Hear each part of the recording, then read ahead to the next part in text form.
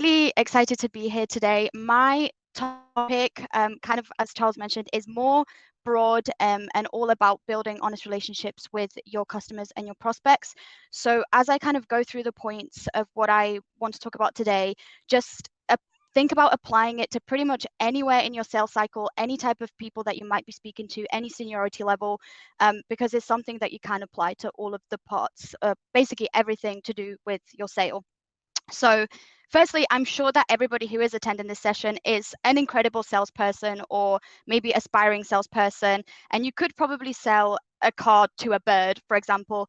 But what makes a superstar salesperson, from my experience and from what I've seen, is to have a solid reputation and an ever-growing network is just knowing how to build an honest relationship, build trust and mutual respect with your prospects through being transparent and having a genuine interest and care in their business needs right from the get-go. So I'm going to talk through a few tips on how you can achieve this, though bear in mind that a lot of it is to do with letting go of that kind of closing only mentality where all you're aiming for is the close, whether or not this is in the customer's best interest, and just kind of throwing any techniques and any I dare I say like manipulative techniques to get the customer to buy if it might actually not be the best thing for them.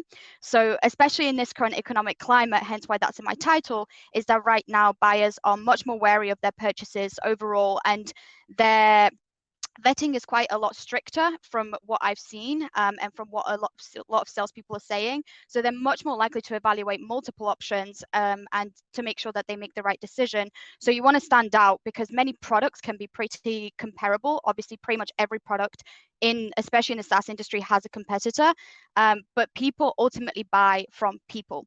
So just to summarize the points that I'm going to talk about, there's 5 in total. The first one is do your research. The second one is set a mutually beneficial agenda for all of your calls.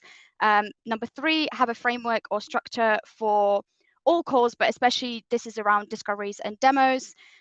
Number 4, if I'm not losing count, is always respond. And finally, if there isn't a fit, be honest about it and qualify out.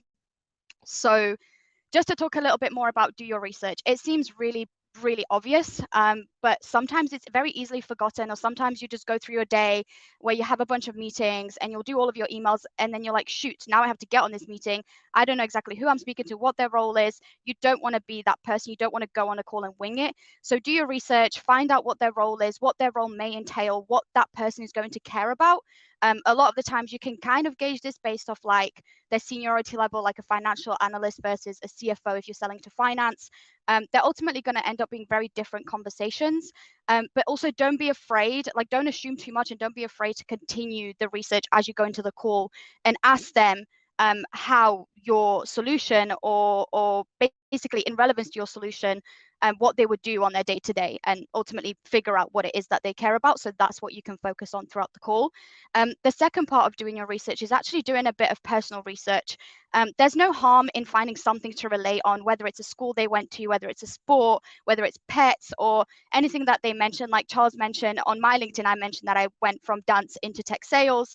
And anytime somebody reaches out to me, and mentions that, I'm like, oh, wow, this person really cared to actually look at my profile. So it makes all the difference, and having that slight detour from like a business conversation, it just helps everybody to relax, both you and the person or people you're speaking to, and then the conversation flows a bit better from then on.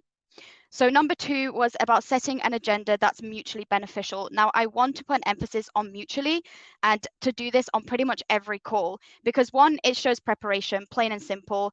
And secondly, you want to make sure that you find out what the prospect or what the customer wants to talk about as well, not only what you want to get out of the conversation. So you can both walk away learning something valuable, new, or useful.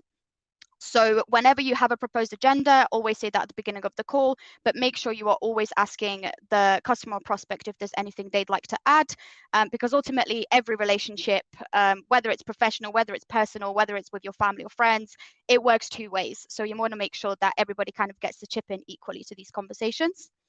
Number 3, discovery calls and demos to have a framework or a structure. This is more of a do/don't. So do not have a script. I think there's nothing worse than going on a call with scripted questions or an actual script of a demo or a presentation where you're literally just reading, because what then happens psychologically is the prospect or customer might say something to you, but you're not actually actively listening to them because you're focused on what you're going to say next because you have this script. And if they go off script, then what do? Then you're kind of screwed. So it's very important, have a framework or a structure so you can keep on track and still cover everything that you plan to cover in the call.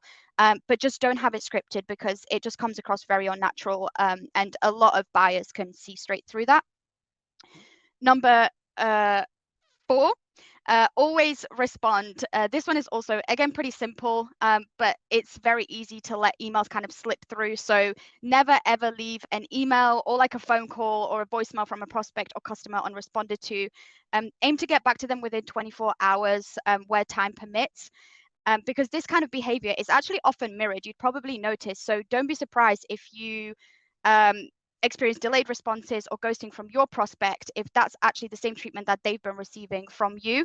And speaking of, I should actually take my advice here with my friends, because they typically have to wait about 3 business days at least to hear back from me. But this never happens with prospects, always up to 24 hours. Now, my final point, if they are not a good fit, be honest, and arguably one of the most important points, because I'll give a real life example of what happened to me quite recently. It was earlier this year. I had a prospect on a call. It was a discovery call. And as the call went on and I was asking the questions, even in my head, I was kind of learning like, okay, maybe this isn't actually the best fit. They have some needs that we could cover, but we would probably do a lot more than what they need. So ultimately, I just know that even if I was able to sign them as a customer, they probably wouldn't stay with us very long because it's just not a strong enough use case. And the customer was also realizing that, but he didn't realize that I agreed. So it wasn't until I said that I actually agree when he said that I actually don't think that this is going to be a good fit. I said, yes, I think the same thing. That's what I'm discovering. His exact words were, I'm actually very gutted that this can't help me because you've been really great. And if opportunities arise in the future where this will be a fit, I will definitely be in touch and recommend your solution to others.